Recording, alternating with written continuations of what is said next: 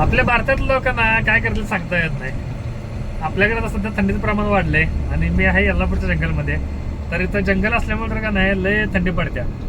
आपल्या गाडीच्या पाठीमागच्या टू व्हीलरवाला 15-20 मिनिट झालं पाठीमाग आपल्या येत होता.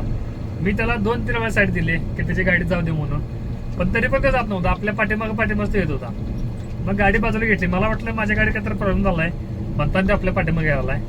मी गाडी बाजूला घेतल्यावर मग त्याला विचारलं बाबा काय झाले म्हणून.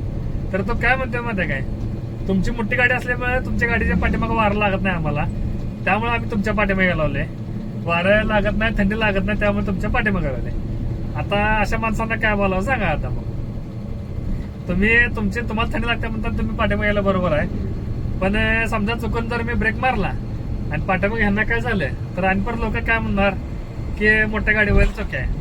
आता याच्यामध्ये चुकी कोणाला सांगा. आता तुम्ही पुन्हा थंडी लागू नये म्हणून ह्यांनी पाठीमागे येणार आणि पुढे काय झालं परत निस्ताराला आम्हाला लागणार. असं जर कोण करत असलं टू व्हीलरवाले भावना करू नका. तुमच्या चुकीमुळे आम्हाला परत निस्ताराला लागेल